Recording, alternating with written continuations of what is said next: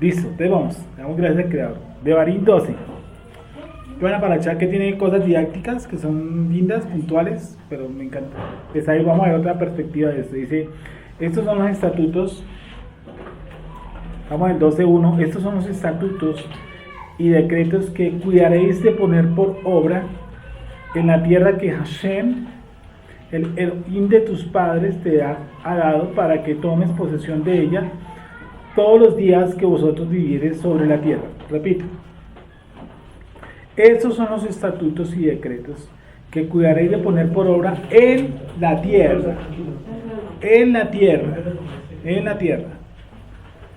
Que Hashem, el Elohim de tus padres, te ha dado para que tomes posesión de ella. Siempre que escucho el Dios de tus padres, para que entendamos que nuestra fe también tiene ascendencia genética.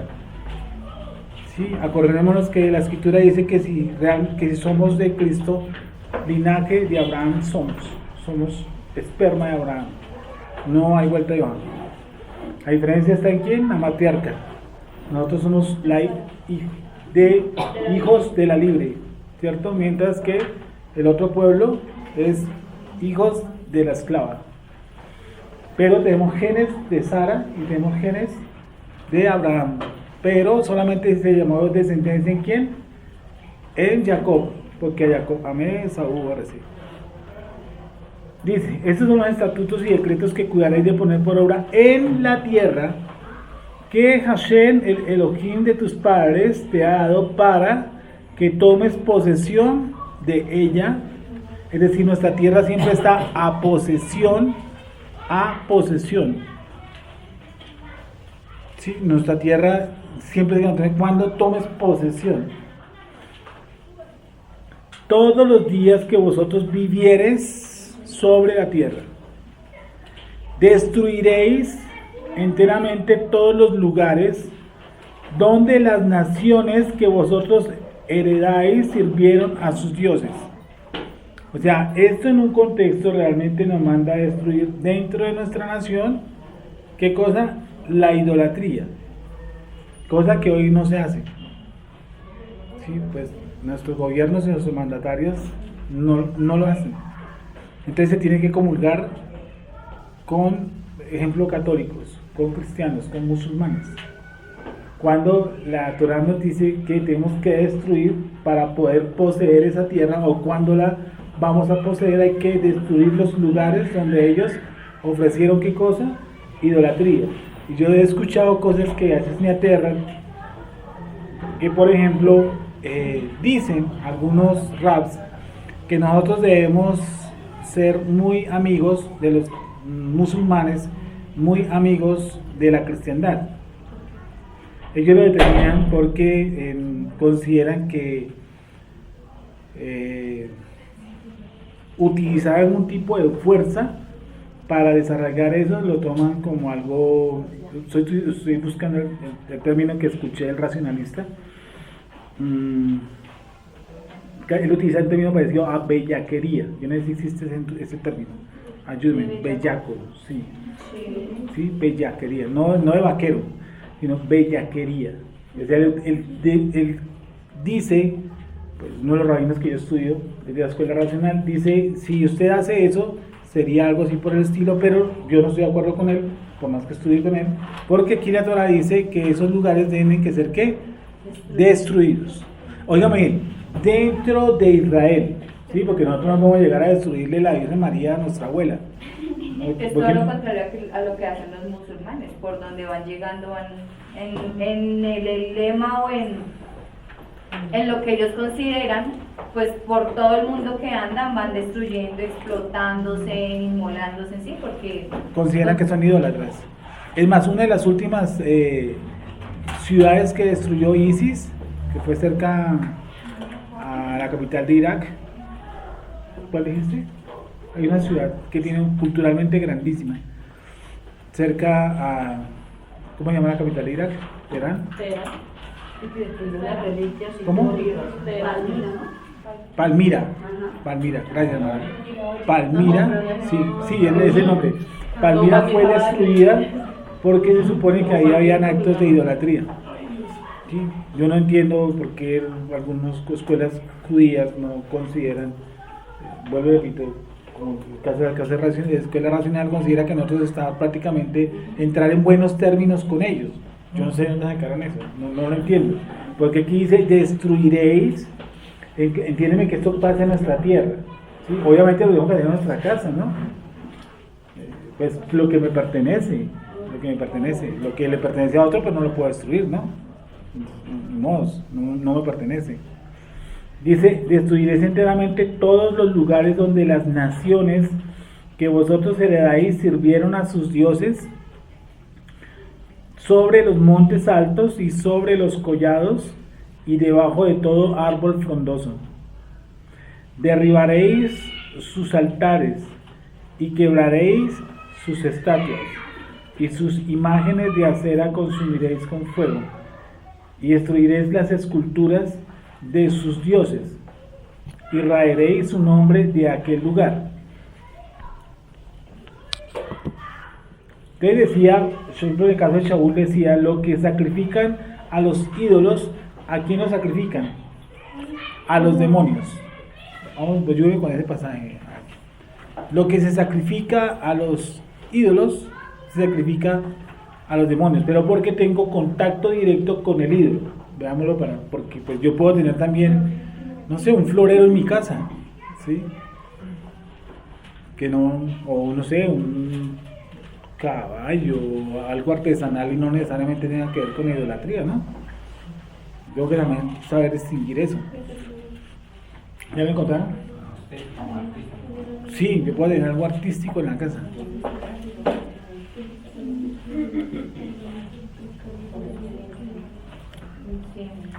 O una gorra, ¿no? Una vasca, una cachucha, una gorra. Que no diga yo, I love you, yes, chisa. Una foto de un familiar que ya está muerto, ya puede llegar a convertirse en idolatría. Pues según lo que, es que voy para allá. Si las cosas inanimadas, ¿qué me programan a mí? ¿Qué me sugieren a mí? ¿Y qué yo sugiero hacia las cosas inanimadas? Entonces, por ejemplo, si está un supuesto Pedro en la mitad de la... No, un muñequito, ¿cierto? Que dice, no, ese es el apóstol Pedro. Primera de Corintios 10:20. Primera de Corintios 10:20. Antes digo que lo que los gentiles sacrifican, a los demonios los sacrifican y no a Dios. Y no quiero que vosotros os hagáis partícipes con los demonios. Antes digo que los gentiles sacrifican, a los demonios los sacrifican y no a Dios. No a Dios. Y Cuando tengo un contacto directo con el armatoste ese, con el bituste ese que yo me arme o que me haga o que me compre o que sé, que tengo un vínculo directo, yo lo podría calcular. Yo lo podría decir que cualquier acto que ayer un libro decía hoy, que si usted tiene una efigie de María y usted ora a la estatua de María, ¿usted le oró a la estatua o le oró a María? A ninguno de los dos, un demonio. ¿Desde qué perspectiva? ¿Desde nuestra perspectiva o desde la persona que ora? No, desde todas. O sea, si ponemos No, porque los la zapatos de persona que católico, ora. Sí. Es María. pues mi familia es católica y dice que, pues, pero dicen que no, es que yo no le estoy orando a la estatua, es una representación de ella, yo le estoy orando a Dios. Entonces quite la estatua. Sí, exacto, entonces, yo no, pero yo no, yo me estoy poniendo los No, yo zapatos le entiendo, de tranquilo, yo le comprendo, porque eso es por todo lado. Sí, pero hay que entender que ahora miremoslo nosotros como desde el punto de vista de análisis. Si la persona que se arrodilla a eso, le oró a eso, le oró a lo que está arriba. De ahí lo que decía esta tarde, ¿a quién le oré realmente? ¿Que la estatua o a María? Ya en el trasfondo nosotros sabemos que detrás de eso está manejado, ¿qué cosa es? La idolatría. Y la idolatría está llena de ¿qué? Demonios. ¿Sí? De demonios. Deuteronomio 32:16 también. ¿Qué dice? ¿Qué dice, Jessica? Dice, le despertaron a celos con los dioses ajenos, lo provocaron a ira con abominaciones, sacrificaron a los demonios y no a Dios, a dioses que no habían conocido, a nuevos dioses venidos de cerca que no habían temido vuestros padres. Y ahí viene uno de los más grados, unos altos grados de idolatría, que es igualar a alguien a Dios, ¿sí? En sus atributos, en su esencia, en su estructura. Por eso cuando dicen que Él es igual, que Yeshua es igual a Dios, eso es una idolatría. O cuando dicen que Yeshua es Dios, eso es idolatría, y es alta idolatría. Es que hay un texto, por ejemplo, que utilizan esto: quien no escatimó el ser igual a Dios. Ahí me dice que quien no escatimó el ser igual a Yud-Heh-Vah-Heh. Porque es que la palabra Dios, en el contexto de nosotros, no necesariamente significa el Todopoderoso, sino también significa ¿qué cosa? Un juez. Por ejemplo, Una persona que se rifó. Satanás es el Dios de ese espíritu. Sí. ¿Por ese mundo? Y tiene que estar como la palabra Teos, el Dios de este mundo. Sí, esa es la palabra de Dios. El Dios de este mundo. Búsquenlo, por favor. Y Él también es Dios. Entonces dicen que no, que es con D minúscula. Pero sí, con D minúscula. Pero eso no significa que sea el Dios Todopoderoso. Acá Baruj Hu es el Dios Todopoderoso. 2 de Corintios 4:4. Léelo, por favor. Dice desde el 3: pero si nuestro evangelio está aún encubierto, entre los que se pierden está encubierto, en los cuales el Dios de este siglo cegó el entendimiento de los incrédulos para que no les resplandezca la luz del evangelio de la gloria de Mashiach, el cual es la imagen de Dios. Acuérdense que cuando dice que Él es la imagen de Dios, porque esa también la tuve, acuérdense que nosotros también somos imagen de Dios. Toca entender entonces qué es imagen. Porque Berechit dice eso, ¿no? Hagamos al hombre plural, ¿no? A nuestra imagen. Y acordamos que en Berechit está hablando con una corte. Con una corte celestial. No está hablando con Yeshua. Por eso de ahí la palabra Elohim o la palabra Echad, ¿sí? Que el Echad no significa que son 3, 5, 10 o 500, no tiene sentido. Y que no está hablando de la hechura del cuerpo, o sea, para entender que Dios es en forma humana. En forma humana, que era lo que estábamos hablando antes de empezar, y es que en Occidente, dada la necesidad que el hombre quiere acercar a Dios, lo humaniza. Entonces yo necesito un Dios que me abrace. Yo necesito un Dios que, no sé, que lo sienta cerca. Un Dios que yo pueda controlar además. Que yo le dé órdenes a Dios. Que pueda perdonar, que es lo que te está diciendo. Que yo perdone a Dios, por ejemplo. Entonces, nosotros necesitamos un Dios de este tipo. Que podamos controlar, manipular, pero que Él no sea todopoderoso como no puede hacerlo. Todo eso es idolatría. El mal concepto de Dios es idolatría. O sea, creer que Dios es un humano. No. Para decirles esto, nosotros no somos ni siquiera humanos. Nosotros fuimos metidos en una cápsula llamada humana. Pero nosotros por dentro no somos como tal humanos. O sea, nuestra estructura no está diseñada para este cuerpo, por eso estamos incómodos. Nuestra parte de nuestro aliento de vida tiene la chispa divina, tiene la chispa del Creador. Por eso es tan complicado someternos a este cuerpo. Y es tan complicado que el cuerpo también nos rechaza. El cuerpo nos rechaza tanto que a veces queremos morirnos. Imagínense. ¿Sí o no? Y es más, hay otros que se suicidan. Tienen tanta lucha con su cuerpo. ¿Sí? Entonces, nosotros, mientras que no tengamos, estamos saliendo de la idolatría. Estamos saliendo de un concepto trinitario, binario, como usted lo quiera, pero también estamos saliendo de un concepto del falso Dios que nos vendieron. Que eso es también, obviamente, ¿qué? Idolatría. Cuando yo tengo un concepto falso de alguien o una expectativa, ¿qué pasa cuando yo tengo una falsa expectativa acerca de alguien? ¿Cómo se llamaría eso? Pues bueno, llamaría frustración. Pero ¿cómo lo podría encasillar desde el punto de vista dogmático? Que yo tengo una expectativa de Dios que Él no me ofrece, pero que yo se la demando. O sea, yo le demando cosas a Dios que Él no me ha ofrecido. Alguien iluso. Alguien que más adelante se va a sentir defraudado. Dime. Alguien que más adelante se va a sentir defraudado. Entonces, ¿qué ocurre cuando nosotros tenemos una falsa expectativa del Creador? tenemos una falsa imagen del creador y otra imagen del creador. Y cuando tengo otra imagen del creador, eso se llama idolatría. Por eso en la medida que nosotros vamos acercando a cada brujo y lo vamos encontrando, pues yo les dije hace unos días, mientras más creo que me entero de cosas del creador, más lejano se me hace, más frío, menos humano, menos consentidor, ¿sí?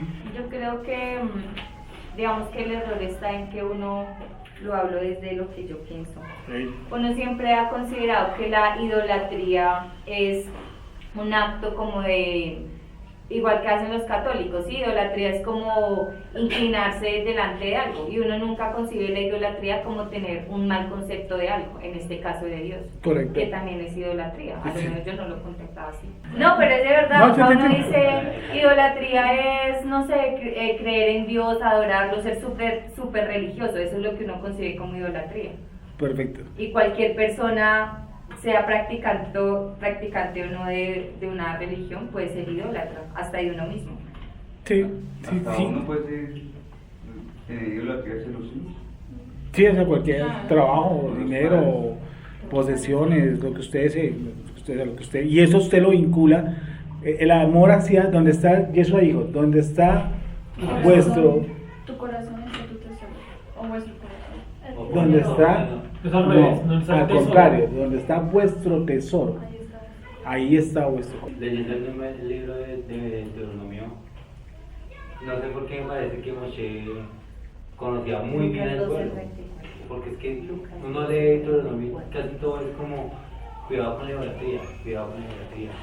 Donde estés, cuidado con la idolatría. Si entras, cuidado con la idolatría. Y así somos, a donde vayamos, siempre tenemos que buscar algo para orar. Incluso, como es, o sea, es tan así que viene Yeshua y Mashiach y lo convertimos en algo ídolo, cuando no debería ser así. Claro, Incluso en nuestras vidas, ¿no?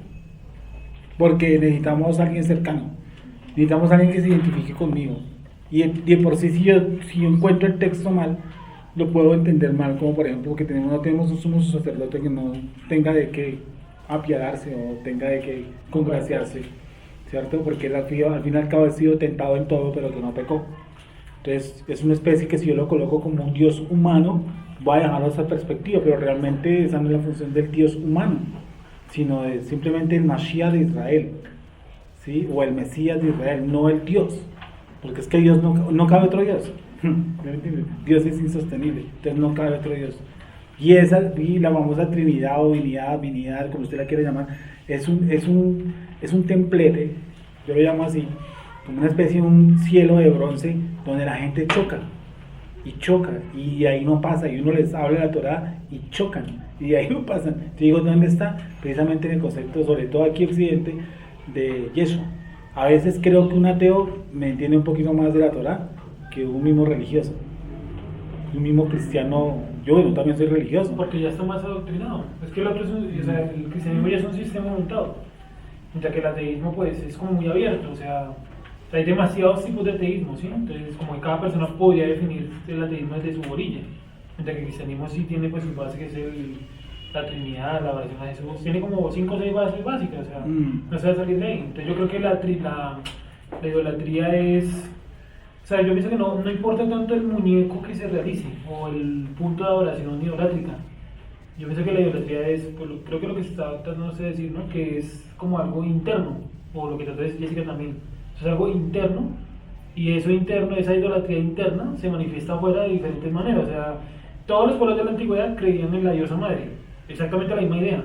Pero el problema no estaba si la hacían gorda, bajita, en piedra, en porcelana, en lo que fuera. De todas maneras estaba el concepto, o sea, es una cosa interna. Y yo pienso que, creo que es lo que nosotros decimos, Pablo, que el ser humano necesita o sea, siempre tiene como la necesidad de creer en algo. Y creo que todos sabemos que eso es así. Sí. Y no existe un ser humano que sea realmente ateo, porque en algún tipo de creencia tiene que basar su comportamiento. Tal cual, su conciencia lo deja, la conciencia de un ateo lo declara a él no ateo. Cuando él siente vergüenza porque cogió un lápiz, por ejemplo, que no es de él, pregúntale a un ateo, ¿usted sintió pena por eso? Y él dice que sí. Y dije, ¿cómo por qué? O muéstreme su vergüenza, en qué parte la tiene ubicada, de su cabeza, de su corazón. O sáquela de ahí y exprímela. Él me dice, muéstrame a Dios, pero yo digo, pues muéstrame su vergüenza. No tiene sentido. Sin vergüenza. Vale, entonces seguimos. Un texto que va pendiente. ¿Cuál era? ¿Ya lo encontramos todos? Ese era Lucas o Mateo. el orden, el que quiera. Mateo 6:21. ¿Qué Porque dice? donde esté vuestro tesoro, allí estará también vuestro corazón. Y eso viene en nuestra tendencia hacia el mal, porque nuestra tendencia al mal que dice que nosotros venimos apartados de quién, de la gloria de Dios.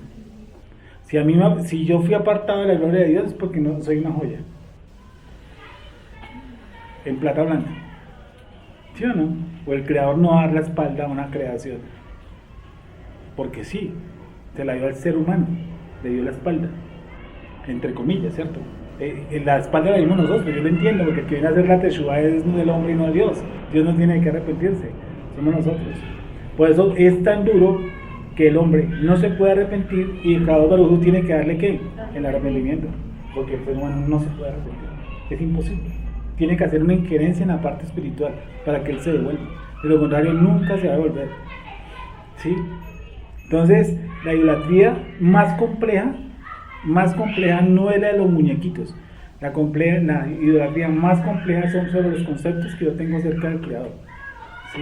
Cuando yo empiezo a depurar eso, yo experimento la libertad, yo experimento una libertad espiritual, y la libertad espiritual pues me lleva a lo que vamos a ver ahorita a continuación, ¿sí? ¿Sí me hice entender?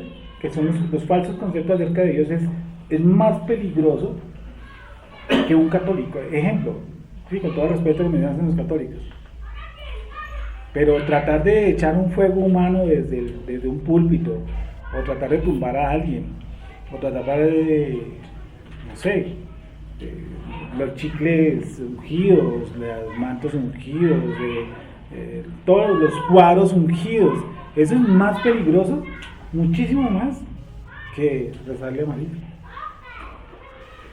Pero ¿O lo no? más peligroso es deliberarte de pensar o creer en sí mismo que no lo es. Sí, esa es una forma Y de... ahí entonces pues yo no tengo de qué arrepentirme, si yo estoy bien. Entonces es lo más difícil para poder entonces detectar en qué está haciendo idólatra. Y entonces yo creo que ahí entendemos, si nosotros llegamos a esos conceptos claros acerca de Dios, podemos saber quién es nuestro hijo y no idolatrizar a nuestro hijo. Sabemos quién es nuestro líder espiritual y no vamos a llegar a idolatrizar al líder espiritual. ¿Sí? No vamos a ir a besarle el anillo al rey o el anillo al papa, ¿sí? O ponerle 4 guardaespaldas al pastor. No. Derribaré sus altares y quebraré sus estatuas y sus imágenes de acera consumiré con fuego y destruiré las esculturas de sus dioses y raeré su nombre de aquel lugar. No haréis así a Hashem, vuestro Elohim, sino que el lugar que Hashem, vuestro Elohim, escogiere de entre todas vuestras tribus para poner allí su nombre para su habitación, ese buscaréis y allá haréis. Y ahí estableció ¿qué cosa? El Mizcán. El Mizcán todo lo hizo por el hombre. ¿Por qué estableció un Mizcán, un tabernáculo, entre comillas? Porque el hombre necesitaba un teléfono. Porque nosotros somos así, nosotros necesitamos cualquier cosita, porque nosotros somos débiles aquí y aquí, nuestro NPS, nuestra RAC, necesitamos un vinculante, ¿sí? Que como que nos acerque al Creador. Y Algo visible, sí, algo visible, algo que nos jale, algo que nos pueda, no sé, que estamos ahogándonos y nos bote el lazo. Y no es así, no es así, porque si yo empiezo a entender a Kadosh Baruj Hu, él está lejos de mí o él está cerca de mí. El hecho que yo lo sienta lejos, no sé, no quiere decir que él esté lejos. Al contrario, dice, cerca de ti está ¿qué? Esta palabra está en donde, en tu corazón. De Barín creo que va terminando en eso. Dice, así llevaréis vuestros holocaustos, vuestros sacrificios, vuestros diezmos y la ofrenda elevada de vuestras manos, vuestros votos, vuestras ofrendas voluntarias y las primicias de vuestras vacas y de vuestras ovejas, y comeréis allí delante del Eterno vuestro Dios y os alegraréis, vosotros y vuestras familias. Miren que lo que no solamente dice los sacrificios, dice que además tenemos que ¿qué? Comer, y comer con nuestra familia, y dice allí nos alegraremos, y todo esto porque a nosotros nos gusta eso, nos gusta un hecho vinculante con el Creador, ¿sí? Nos gusta eso, esa es nuestra tendencia. Entonces como Las fiestas a Caballo Barucún no, miren, yo podría decir que muchas de las cosas que el Eterno montó aquí es para que no fuéramos detrás de los otros pueblos que tenían esos sus dioses. Te dije, miren, vamos a montar sus propias fiestas.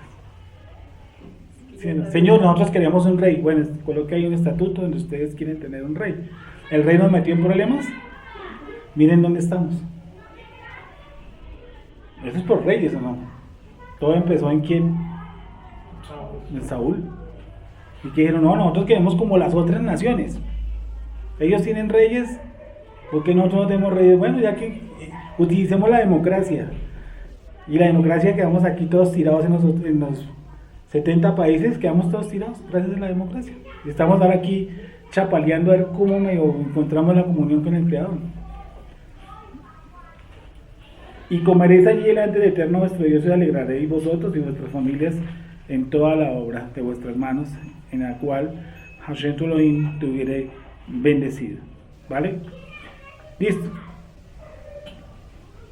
Vamos a leer el 13.1. Bueno, acabo el tema de la idolatría. Entendido así, que si algo peligroso es tener falsos conceptos de Dios. Eso es delicadísimo. Hay que depurarlos y yo lucho con eso a diario, porque tengo conceptos de Dios y me toca irlos bajando y borrando, hasta que me queda el todo supremo. Punto. Tú mandas, yo escucho. Listo. Así se convirtió eso. Así se convirtió en esta relación. Tú mandas, yo escucho. Vale. 13.1. Cuando se levante, ojo con esto. Esto lo hemos tocado muchas veces. Dice, cuando se levantare en medio de ti, profeta, o soñador de sueños, y te anunciare señal o prodigios, y si se cumpliere la señal o prodigio que él te anunció diciendo, vamos en pos de dioses ajenos que no conociste, y sirvámosle, no harás oído las palabras de tal profeta, ni al tal soñador de sueños, porque Hashem vuestro Elohim os está probando para saber si amáis al Eterno, vuestro Dios, con todo vuestro corazón y con toda vuestra alma. En pos de Hashem vuestro Dios adoraréis, a él temeréis, guardaréis que sus mandamientos, y escucharéis su voz, a él serviréis y a él seguiréis. Tal profeta o señor de sueños, ¿sabe qué? De ser muerto. Dios está probando para decir, yo estoy guardando los mandamientos. Está diciendo que la señal se cumple, pero que tal profeta que es, no es profeta. Es un profeta, pero un profeta que engaña. Dice que el tal profeta que debe hacer, la verdadera función de un profeta. Algo que me gusta, es que no les gusta que yo toque el tema aquí, pero a mí me gusta. ¿Cómo? Volver a Israel, ¿a qué cosa? A que a sus leyes, ¿sí o no? Nosotros tenemos una lucha constitucional, porque a veces no sabemos si el Estado colombiano, ejemplo, que es donde estamos nosotros, está por encima de nuestra Constitución. Y nuestra Constitución está encima, ¿por qué? Es divina, ¿no? Celestial. Es hecha de los cielos, ¿no? Ya que nuestra Constitución está por encima de... Porque la ley que es espiritual, la ley es espiritual. Entonces tenemos una contravención en eso. Y el profeta lo que hacía realmente a la nación era establecer un vínculo con quién. ¿Con quién se enfrentó, por ejemplo, David? ¿Con quién se enfrentaban generalmente los reyes que tenían nuestra nación? ¿Con quién tenían como conflicto? Con los profetas. ¿Por qué con los profetas? Me imagino que cada ratico él estaba regañando, diciéndole que no hiciera eso. ¿Y por qué ese vínculo del profeta con el político, con el rey? ¿Por qué? Es porque el poder es algo Claro, que el pueblo lo corrompe. Le llena de guapo. Como el asesor. Sí, pero algo más, Y tiene fuera. ¿A qué se refiere como vinculante? como que aquí está Israel, aquí está el profeta en la mitad y aquí está el rey. Entonces él es una persona que te jala y además, para mí tener, por ejemplo, un profeta que me alcahuetee, me sirve. No, es un peligro porque a fin de cuentas existe un rey, pero por encima del rey está la constitución, en este caso la Torá.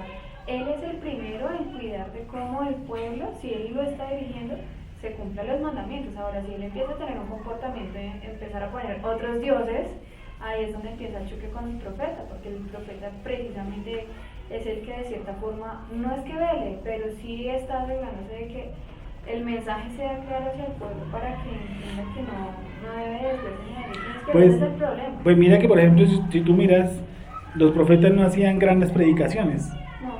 los profetas lo que hacían eran las reconvenciones Y Es- ejemplos cotidianos. y vuelvan a la ley. Sí, nosotros consideramos un profeta y nosotros no un profeta y uno ojalá hace chulito con los dos dedos y dice, uy, que me profetice algo, que me profetice.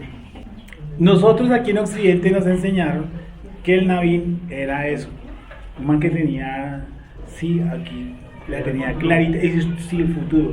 Y si tú miras realmente lo que tenía el profeta clarito era la ley, la constitución. Por eso tenían choques con los reyes, que los reyes a veces querían pasar las cosas como es el humorista, por la faja, y él era él era el que reconvenía. Acuérdate que cuando el que reconviene a David, Nata. le dice, le hace una parábola completa donde le esgrime la justicia y la injusticia, ¿no? Y cuando él se convence de la injusticia, ¿qué le dice? Ese eres tú. Aquel hombre debe morir. Y ahí no le dio la gran predicación, no le dio la gran charla homilética, no le dio, sí, cómo se desglosa miren, Rey, le voy a enseñar cómo este texto se lee, sí, cómo se abre y cómo se cierra, venga, le enseño la gematría de este texto. No, le demostró era que él en ese momento estaba ejerciendo que era injusticia. Y acuérdense que unos reyes, por ejemplo, llamaban para que los videntes le profetizaran qué cosa, lo que él quería. Salgamos a la guerra. Listo, pero tan raro, ellos me dijeron que salieran a la guerra y estos me dicen que no. Entonces, ¿qué digo? No, pues lo que más me conviene a mí, que salgamos a la guerra. Entonces, el rey se estaba, ¿qué? Haciendo su séquito. Hay algo que no está en su sitio. Decía, hay algo que no está en su sitio en este profeta.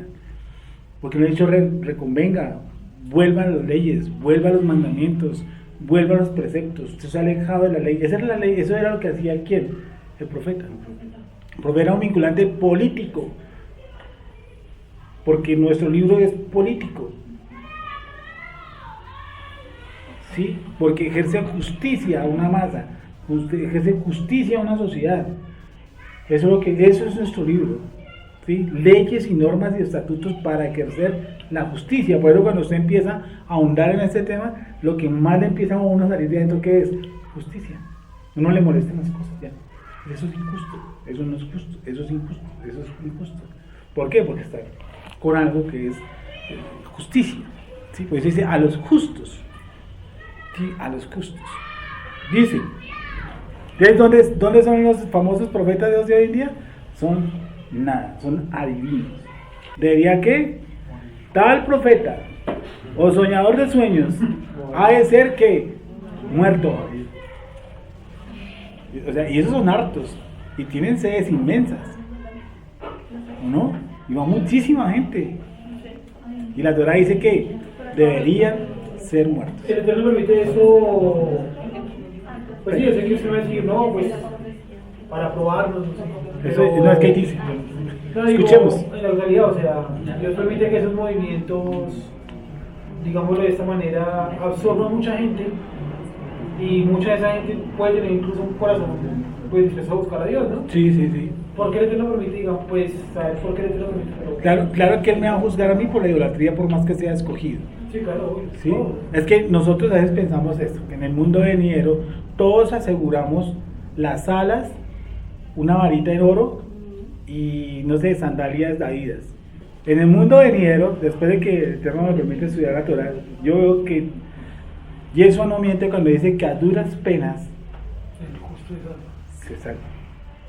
Creo que dice el texto. Difícilmente. Por favor, leámoslo. No creamos que porque nosotros subimos a Torah nos están esperando 10 pares de alas con 5 pares de sandalias Adidas. Yo creo en la misericordia divina y creo que a ella me van a seguir enseñando. ¿Sí? Y creo firmemente eso. Pero creo firmemente también que cuando yo leo a los profetas y leo a Moisés, yo estoy de aquí a Pekín de lejos. No estoy en lo más cerca ni en lo más mínimo cerca.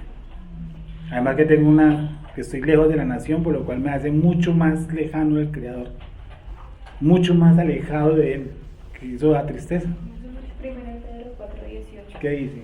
Perdón. Y si el justo dificultad se salva, ¿en dónde aparecerá el impío y el pecador? Imagínense, si el justo, el sadik, el practicante, con dificultad. Ese impío creo que es Salomón, ¿no? Ese es un versículo que vimos en... Sí, Eso está en Que no tiene ley. Sí, Mm. no, pues, sí, ley. Primera de Pedro 4:18. ¿El impío? Impío. Y 1 de Pedro 4:18, sí, lo contaron, lo anotaron, sí. Bueno, anótelo. Mira, pues. Aceves. No, es diferente. ¿Cuál es? Hacer. ¿Hacer qué significa? Pero si esa fuera de algo, porque Claro, obviamente está en verbo. Irreverente, impío, malvado. Y yo aprendí que uno no tiene la... ¿Qué, Beatriz? Y yo aprendí que uno no, como dices, si es justo con dificultad se salva, ¿dónde aparecerá el impío y el pecador? Desde que me vi, ¿se acuerda cuando mataron a esos que estaban en la sinagoga machete? Mataron a uno de los rabinos, y en Facebook me llegó esa imagen. Yo dije, ¿dónde salvó el que sabía tanta por ahí? Y tanto que A ese acto, digamos, a ese acto, sí, a acto de violencia. sí. Vale, ok. Entonces, difícilmente, si nosotros difícilmente dice ese escrito, nos vamos a salvar, porque difícilmente nos vamos a salvar. Es decir, que en el mundo venidero no es que nos esperen el látigo ni cosas por el estilo, pero sí nos esperan largas horas de enseñanza y largas horas de lo que yo fui en este mundo, lo que pues obviamente lo tengo que recoger en el otro, ¿no? Dice, no hagáis tesoros en dónde, en la tierra, donde el hollín, la polilla, el orín, perdón, lo consume, sin hacer tesoros en dónde, ¿cierto? Nuestras obras, ahí van a ser juzgadas, y si nuestras obras son juzgadas y todas son pasadas por el fuego y todas son negadas, todas son, dice, la obra tiene pérdida, él salvará su alma, pero su obra tiene pérdida. Eso quiere decir que yo entraré como un raso, ¿sí? Mucho más, si uno dice Sergio, pues miren esa acotación, como qué pasará con las personas que son creyentes o de alguna forma quieren buscar al Creador, pero están esclavos de ese tipo de doctrina o que están esclavos de eso que les llena a ellos sus emociones, ¿sí? Y ellos van a repetir lo mismo que todos los loros, la ley está abolida, ¿sí? Pues puede hacer que sea salvo, pero vuelvo y repito, es que en el milenio nos llevaremos muchas sorpresas, incluyéndolo, ¿entiendes? ¿Cómo? Está variada la ley, pues. Haga lo que quiera, donde no hay ley, no se inculpa de pecado, entonces el pecado no existe, eso es sencillo, ¿sí? O sea que yo puedo matar, eso le dijo un pastor, de la ley está abolida, no dijo la ley libre de historia, diciendo yo mato. Digamos, ese salvarse es en cuanto a que, porque pues si la persona justo o con malas acciones, No, yo he una escogido, medida ¿no? preventiva. Dime. Entonces yo he escogido, Escogido. ¿cierto? Vamos a suponer que mi comportamiento fue injusto, pero yo sigo siendo escogido. Entonces, ¿cómo se aplicaría, digámoslo así, ese... difícilmente el justo me salvará? No se supone que ya en esas, ¿no? O sea, sí, no está diciendo que el justo no, si difícilmente el justo se salva, ¿no? Pero ¿salva en qué sentido? Pues yo creo que me está dando la posición de la salvación. Si una persona que hace el bien, Dios lo ha escogido, y por su bien, no por el bien que hizo, sí, porque vuelvo y repito, entonces entraremos a ver qué es el bien y qué es el mal. ¿Cómo dice? Si el justo... Dice, Lee ¿el contexto? Sí, porque dice así, desde el versículo 2: Amados, no os sorprendáis del fuego de prueba que os ha sobrevenido, como si alguna cosa extraña os aconteciese, sino gozaos por cuanto sois participantes de los padecimientos de Mashiach, para que también en la revelación de su gloria os gocéis con gran alegría. Si sois vituperados por el nombre de Mashiach, sois bienaventurados, porque el glorioso Espíritu del Eterno reposa sobre vosotros. Ciertamente, de parte de ellos, Él es blasfemado, pero por vosotros es glorificado. Así que ninguno de vosotros padezca como homicida o ladrón o malhechor o por entremeterse en lo ajeno. le está diciendo vosotros. O sea, le está hablando a los más que son creyentes.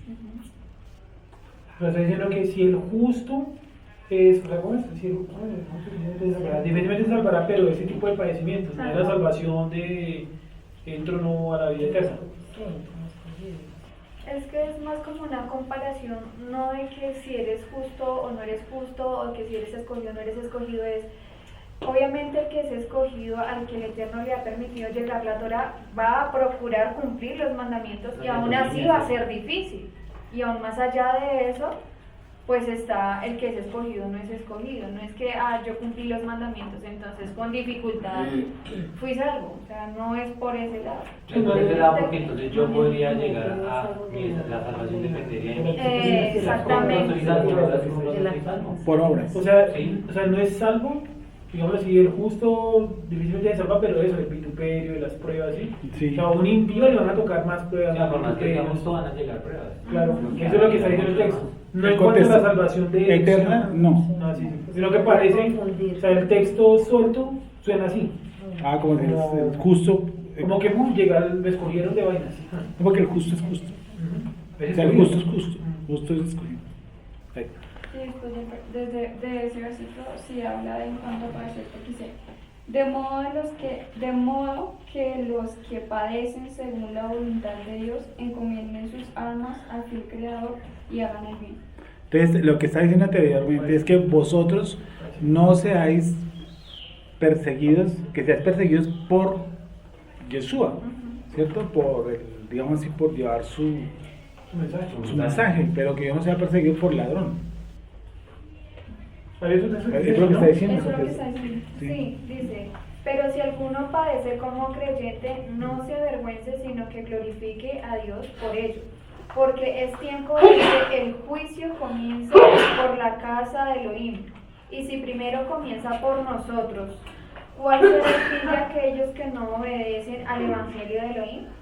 Y si el justo con dificultad, Sí. ¿en dónde aparecerá el impío y el pecado? Dame un segundo, otro texto. Muchas son las aflicciones del justo. Muchas son las aflicciones del justo. Más en favor, ¿me ayudas con ese hebreo, por favor? Aflicciones del justo. Todo ese texto me hace recordar a los, no sé. Vale. Sigamos entonces. 13:6. Si te incitare tu hermano. Esta es una transgresión grave, esto. Si te incitare tu hermano, hijo de tu madre, o tu hijo, o tu hija, tu mujer, o tu amigo íntimo, diciendo, estoy en el 13:6, diciendo en secreto, vamos y sirvamos a dioses ajenos que ni tú ni tus padres conocisteis, de los dioses de los pueblos que están en vuestros alrededores, cerca de ti o lejos de ti, desde un extremo de la tierra hasta el otro extremo de ella. No consentirás con él, ni le prestarás oído, ni tu ojo le compadecerá, ni tendrá misericordia, ni lo encubrirás, sino que ¿qué? Lo matarás. Tu mano se alzará primero sobre él, ¿para qué? Para matarle, y después la mano de todo el pueblo. Como vemos, la inclinación, la incitación hacia la idolatría, pues es cosa seria, ¿no? Se han escuchado a veces, es que en mi iglesia sí, es peligrosísimo. La persona que está hablando de eso no es ni se lo imagina, en lo que se está metiendo. Vale. Bueno, en cuanto a la idolatría, en cuanto a lo que digo No es, se puede cumplir, ¿cierto? perdóname, en este momento no hay que llegar a ese tipo de... Bueno, el préstamo a los pobres, eso lo hemos visto cuando estábamos viendo lo mismo, que es interesante, pero me llamó la atención algo. 14:7, digamos 15:7. Cuando haya alguno en medio de ti, cuando haya en medio de ti menesteroso, de alguno de tus hermanos en alguna de tus ciudades en la tierra que Hashem te lo mintea, no endurecerás tu corazón ni cerrarás tu mano contra tu hermano pobre, contra tu hermano pobre. La verdad debería decir necesitado y no pobre, que pobre es una comparación, ¿cierto? y que es pobre. Lo necesitado sí, porque aún usted puede tener muchos bienes y estar necesitado en cierto momento de algo económico. Usted puede tener 5 casas, 10 carros y de un momento a otro necesitar algo, no sé, efectivo, o no sé, o algo económico, ¿cierto?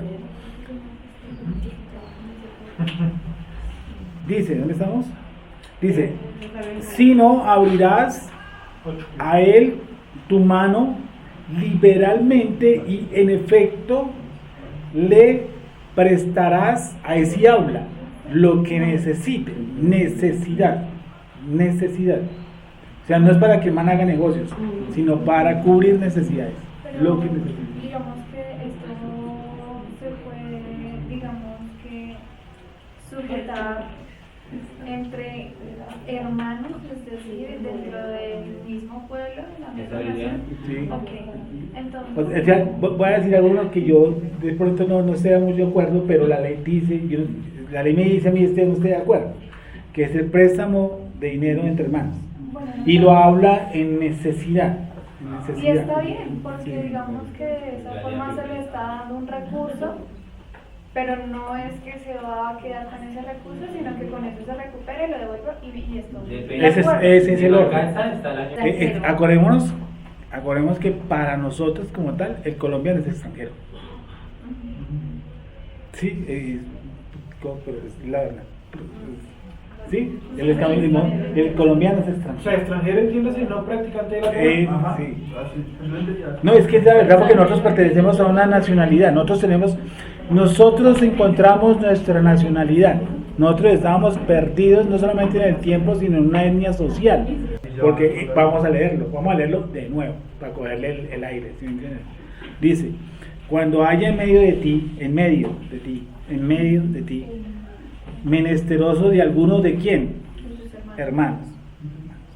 No extranjeros, pero repito, para nosotros los colombianos son extranjeros. Por eso se llaman gentiles. La palabra gentil es una persona que está ¿qué? Asimilada. Entonces, más bien que nosotros somos extranjeros para él, También, lo mismo. porque no estamos extranjeros. Nosotros somos extranjeros. Aquí somos extranjeros. Entonces eso ya eso con el hermano, me imagino que es lo mismo que se refería a Yeshua cuando vinieron a buscar la mamá de los hermanos. Él dijo, ustedes no son mis hermanos, ni mi mamá. Podría ser si no fueran practicantes, pues. Vamos a valerlas ahí, vamos a valerlas. Mi padre se refería a eso también, como hermanos, los que cumplen la voluntad del padre.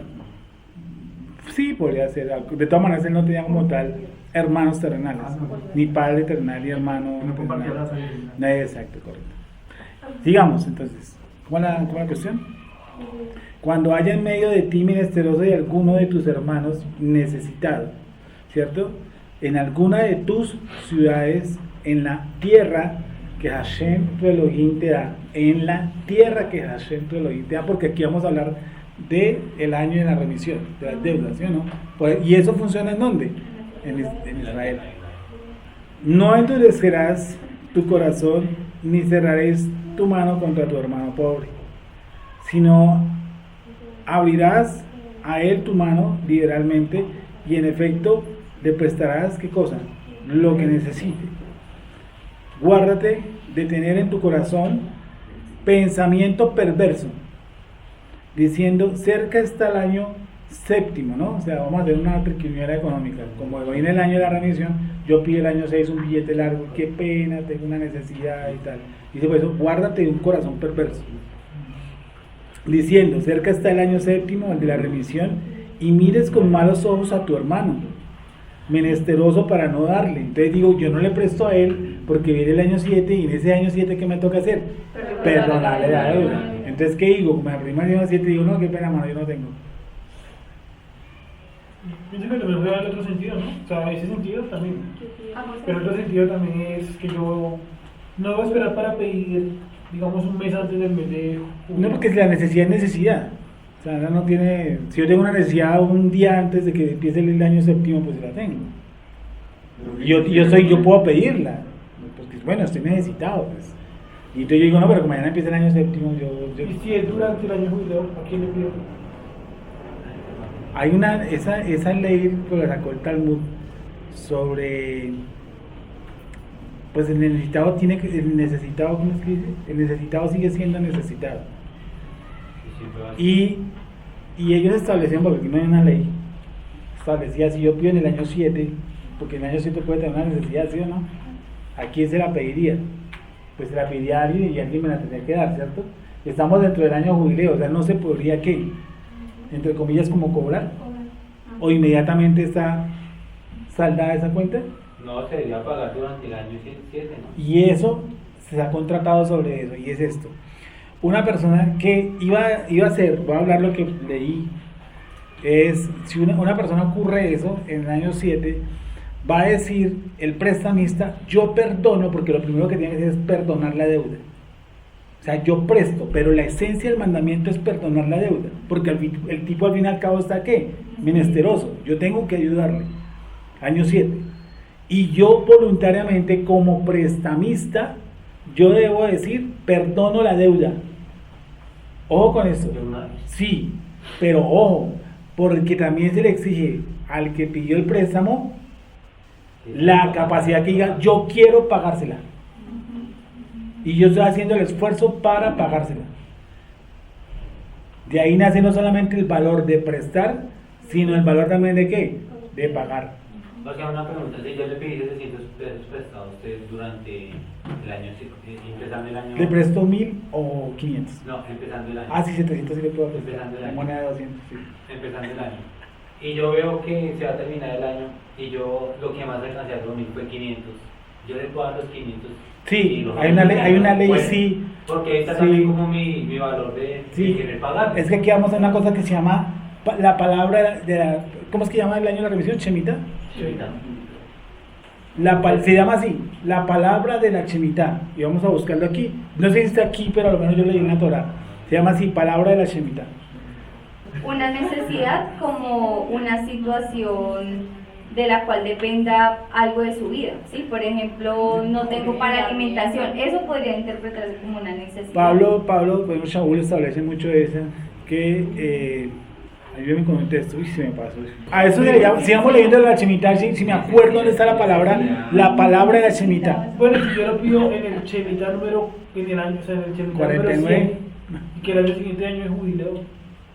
Pues que no hay, o sea, que sea el 50. O sea, el 40, entonces yo lo pedí iniciando el 49 y el año siguiente el 50. Bueno, ¿y qué se hace en el 50? ¿Qué se hace en el 50? Se retornan a la tierra, se perdonan todas las deudas. Yo vuelvo a lo que era mío. Se descansa toda la tierra, se toca la chubarra. Es que la esencia del mandamiento es que se resguardan dos cosas: mi intención de ayudarle a mi hermano y la intención del hermano de pagar. Son las dos cosas que se están dentro del mismo. La intención del mismo es esa. Mi intención es la de pagar. Y creo que eso se puede entrar sobre el juramento. Es decir, por eso dice, cuídate que no haya un corazón que perverso. Miren lo que dice el texto. Guárdate de tener en tu corazón pensamiento perverso, diciendo cerca está el año séptimo, el de la remisión, y mires con malos ojos a tu hermano, menesteroso para no darle, porque él podrá clamar contra ti a Hashem, y se te contará qué cosa, por transgresión, sin falta le darás, y no serás mezquino, no serás de mezquino corazón cuando le des, porque por ello te bendecirá Hashem, tu Dios, en todos tus hechos y en todo lo que emprendas. Porque no faltarán, ¿qué cosa? Porque no faltarán menesterosos en medio de la tierra. Por eso yo te mando diciendo, abrirás tu mano a tu hermano, al pobre y al menesteroso en tu tierra. Estoy tratando de echarle cabeza a un texto donde dice la cuestión también de que yo debo pagar, o si no, eso será clamado al Eterno y también se me contará como transgresión. Espérame, porque es que realmente no lo tengo aquí, tengo que buscar alguna palabra. ¿Encontraste lo de vestidos? Pero exactamente en qué contexto es que con esa palabra. Con la comida. ¿Qué Palabra dice? comida. Pablo dice con la comida. Bueno, he aprendido cualquiera sea y he aprendido a vivir con necesidades. Pero también habla de la comida. Sí, no, pero ese no es el texto, habla de otra parte del vestuario también. El reino de Dios no es ni comida ni No, creo que eso es otra vaina. He aprendido a vivir cualquiera sea mi situación. Bueno, Pablo, ¿qué estableció? A lo menos en cuanto a los necesitados. Pablo estableció unas leyes, ¿no? La ayuda a las viudas, por ejemplo. Y estableció, ¿qué cosa? La edad para las viudas. ¿Sí se acuerdan? Y eso es una reforma pensional, digamos. Sí, pues o sea, yo me pondría a ver qué necesidad tiene, o sea, si lo pide, digo que tiene necesidad, ¿sí? Porque igual el que le presta al pobre, pues, le presta a Dios, y su proverbio, ¿no? Eso no es verdad, Sí. es verdad, es verdad. No, eso, O sea, eso está escrito en la Biblia. A mí realmente no me interesa. El que presta al si pobre- yo así bien necesitado, no me interesa que me paguen. Por favor, ayúdame. O sea, a mí no me interesa que me paguen, porque sí. Tal vez así me pagaban, no porque igual el enfermo me supiera para eso, o trabajar eso. Sí. Bueno, de pronto no prestas con la intención maléfica de Ajá. saber, perdóname, digo, la malicia de saber en qué va a utilizar el dinero, pero sí también se demanda a que yo debo prestar con la intención de que me paguen. Cuidado con eso. Ah, sí. Claro. Ah, ok, no sabía. O sea, sí me va a entender, por eso existen los años para hacer la revisión, porque yo tengo una espera. Por eso se llama préstamo. Por eso me prestan, Sí, hombre, legal. claro. Porque es que va a pasar un momento también, disculpa, va a pasar al contrario. Si tú llegas y un día tú eres el de necesidad, puedes llegar a justificarte, como decir, como yo no le cobro a fulano de tal, ¿usted por qué me va a cobrar a mí? Eso puede ser algo de una injusticia generada en un acto que yo pude evaluar mal. Entonces, yo también tengo que esperar, o debo esperar que se me pague, ¿cierto? Con muchas leyes, sin usura, por ejemplo. Sin detener muchas cosas hasta el sol, dice, cosas de prendas y eso.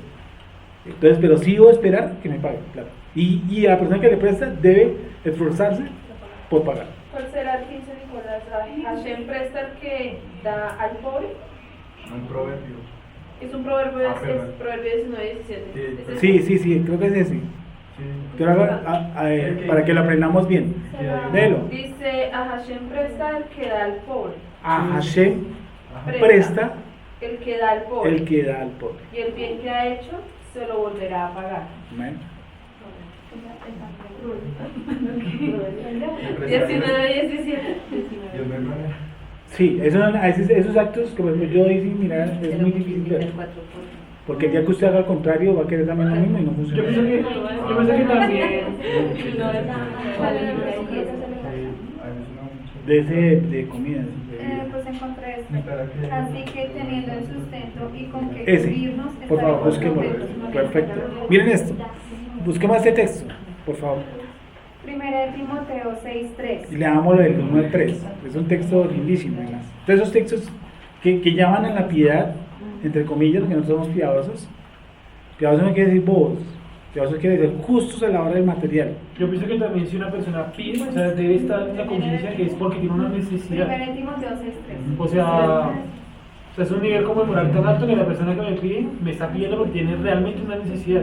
Sí. Entonces yo entiendo, como estamos en un nivel alto de conciencia, él me pide porque tiene necesidad y yo entiendo que esa persona tiene necesidad y si no, no me pediría. O sea, no tengo yo que mirar si qué necesidad tiene o explícame qué necesidad. No, si me pides porque realmente hay una necesidad. Generando una buena ética y moral. Sí, Eso genera un corazón eso y no un negocio. En un nivel alto de En un nivel alto de conciencia. moralidad, de conciencia, sí. Y en mí se me genera un alto nivel, un alto de conciencia cuando como deudor digo yo debo pagar esto, porque eso fue un préstamo, no fue una Navidad, ni un regalo. ¿Sí? Por eso dice que eso ya ves en la misma, debe haber de mi parte un esfuerzo a pagarlo. Entonces miren, pues, bueno, quiero que vamos a leer este texto. Primera de Timoteo 6:3. Si alguien enseña Lee el 1. Primera de Timoteo 6:1. Vamos a leerlo todos, por favor. que todos los que están bajo el yugo de la esclavitud tengan a sus propios amos como dignos de toda honra, para que no sea desacreditado el nombre de Elohim ni la doctrina. Que los que tienen amos creyentes no los tengan en menos por ser hermanos. Al contrario, sírvanlos mejor por cuanto son creyentes y amados los que Es decir, cuando yo tengo, discúlpame, ¿no? Cuando uno tengo un jefe que es practicante de lo que yo, no quiere decir que vamos a coger confianza con el hombre, ¿no? Que ahora coger la mano, entonces llego todos los días a las 10 de la mañana a trabajar. Dice al contrario, téngalos en qué? Que no crea que porque usted es hermano es buena onda. Sirvan los mejor, Sí. por cuanto son creyentes y amados los que se beneficien de su buen servicio. Esto enseña y exhorta. Si alguien enseña algo diferente y no se conforma a las sanas palabras de nuestro Adón Yeshua y a la doctrina que es conforme a la piedad, se ha llenado de orgullo y no sabe nada.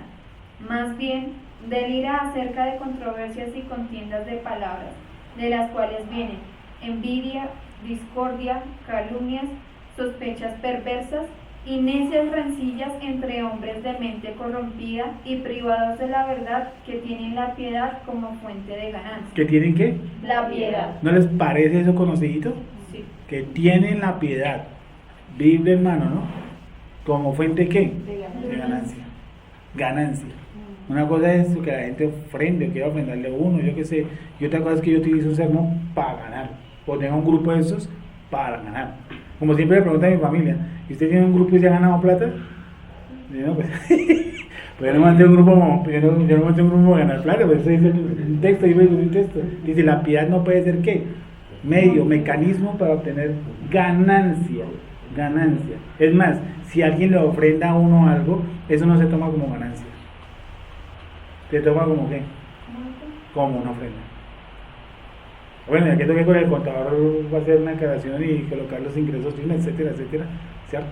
Pero como ganancia no se toma como ofrenda. Que ganancia es cuando yo como que coloco una tarifa, o porque yo les doy una charla de 2 horas les cobro 200 y por 3 horas y media les voy a cobrar 150 más, entonces 350, algo así, hermanito. Sí, entonces eso no, que la piedad no sea para eso, para ganar, no puede ser. Sí, eso lo está diciendo Pablo, ¿no? Sí. Sin embargo, grande ganancia. Ojo con esto, mira lo que dice Shaul. Sin embargo, grande ganancia es la piedad con contentamiento. Ahí. Grande es la ganancia de la piedad con contentamiento. O sea, los que hemos servido, los que vamos a servir, los que enseñamos, los que nos paramos aquí un momento a enseñarle a otros. ¿Cuál es nuestro contentamiento? Léelo. Grande ganancia es la piedad con contentamiento, porque nada trajimos a este mundo, y es evidente que nada podremos sacar. Así que, teniendo el sustento y con qué cubrirnos, estaremos contentos con esto. ¿No les parece genial? Sobre todo los que nos está diciendo, los que el contexto está hablando de los de la piedad, ¿no? Y que no hay un objeto para tener ganancia. Dice, a los que servimos al Creador de alguna otra forma, con la piedad, dice, dele gracias al Creador que usted tiene que comer. ¿Y qué más? ¿Y qué vestir? ¿Un pastor debe estar contento con eso? ¿Un líder que está frente a estar contento con eso? Con la comida y con los vestuarios. Sí, claro. Don Nelson, un hermano mío puede ser mi hermano, que poniéndole en contexto de que me está haciendo. Como dijo Nicolás, mis hermanos, mi tía y mi abuela y todos son los que hacen que... Un hermano mío podría ser un familiar. Es que saben que el contexto en el que estamos hablando de la escritura es de meramente de nuestra nación. O sea, No, porque por ejemplo Esaú era hermano de Yahvé y sanguíneo de Jacob, y pues ni modo, o sea, con Esaú no creo que tengamos mucho que hacer, ¿no?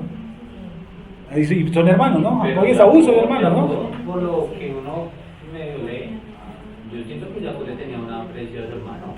Sí, pero vuelvo a decir, pero yo no podría, por ejemplo, ejecutar una ley con mi hermano que no es creyente, ¿cierto? Ejecutar una ley como que yo te presto y en 7 años, antes de 7 años me voy. No, porque él no me entiende eso. Pero yo le podría prestar o no.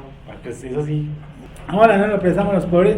Estaba recordando algo en la cuestión de la palabra de la Shemitah. ¿Dónde está eso? Ayúdenme.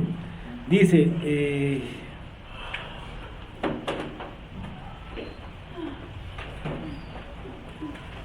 vamos a leer la parte 10, 11, así me acuerdo en qué texto está. Esa es la palabra de la Shemitah. ¿De Barín? Sí, de Barín 15:2. Lo que es famosa la palabra de la Shemitah. Es un texto, es una palabra que está escondida ahí. Y esta es la regla del indulto. Habrá de indultar todo propietario acreedor que reclama deuda a su prójimo. No habrá de oprimir a su prójimo o a su hermano, pues se ha convocado indulto ante Adonai.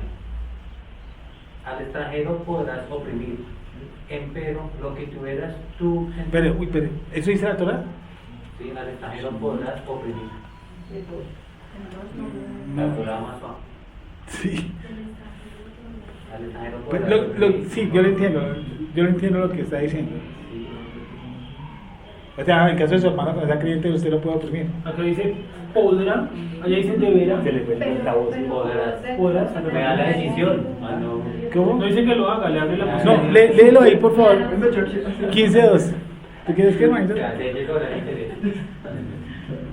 Dice, y este es el asunto de la remisión. Este es el asunto de la remisión. Todo acreedor deberá remitir su poder de cobro sobre lo que ha prestado a su prójimo. No acosará a su prójimo ni a su hermano, ya que él ha proclamado la remisión para el Eterno. Ya, esa palabra. Proclamado. ¿Cómo es la Torah de Gonzalo? Al final de cada 7 años deberás instituir una condonación. Sí. La condonación consistirá en lo siguiente: todo acreedor redimirá su autoridad que le haya prestado a su prójimo. No deberá presionar a su prójimo o a su hermano, pues él proclama una condonación en honor a Hashem.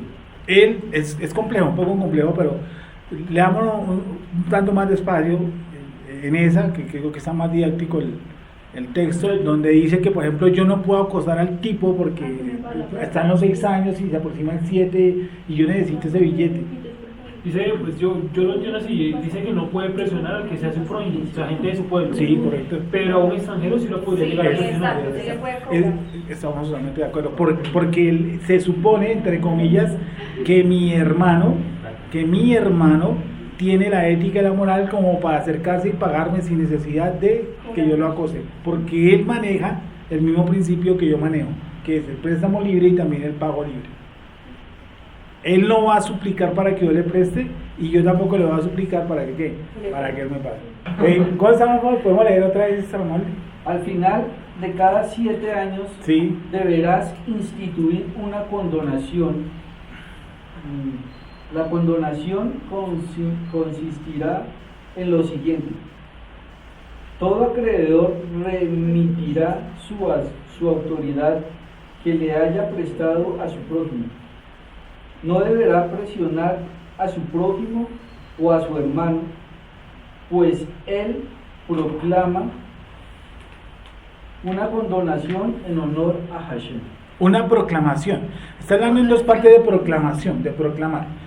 De proclamar. Es decir, yo no sé si se usaba algún tipo de rito religioso, pero si yo, por ejemplo, al señor Juan Pablo, que es mi hermano, ¿sí o no?, de la misma nacionalidad, y yo le hubiese prestado un dinero, etcétera, y llegó el año 7, yo públicamente decía, yo remito, redimo, ¿qué cosa? La deuda que no me pudo pagar, ¿cierto?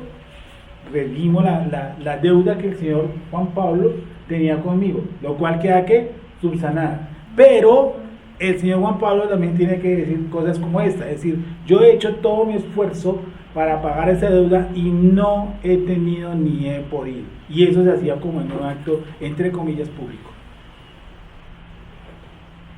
¿Sí? Donde yo acepto que he pasado esa deuda, pero donde él también acepta que se ha esforzado para tenerlo y que no ha logrado él como tal el deseo. Ahora, si él tuviese un abono a la deuda, ¿ustedes qué opinarían?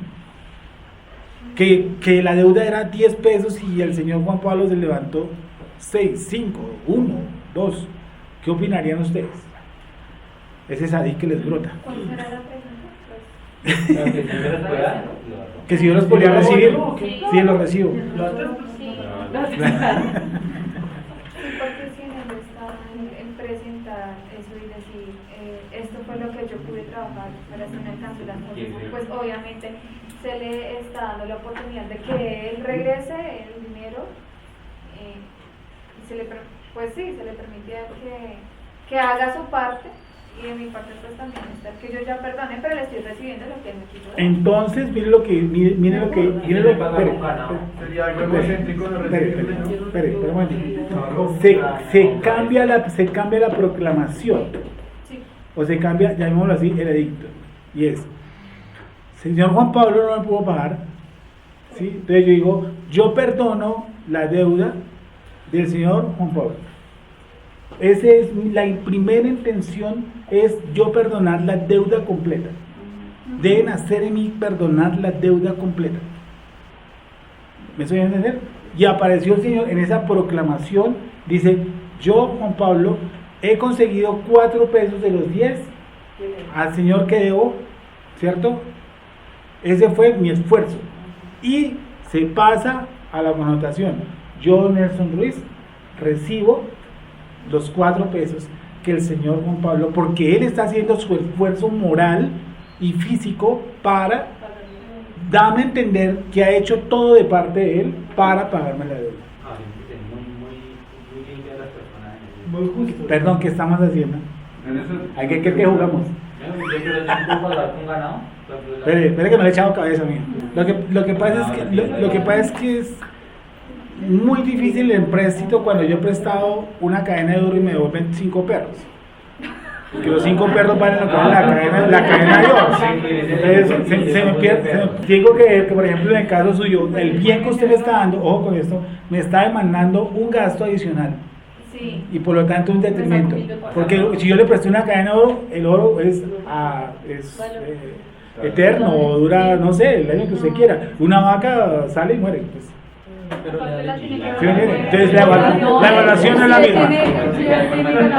Ahora pregunto, ¿pudiera yo recibir eso como parte de pago? No como pago, sino como parte de pago. Pero es que si eso le genera trabajo. Que si él tiene que mantener a la vaca, o si él tiene que trabajar para vender el ganado. Vale, creo que ahí terminamos.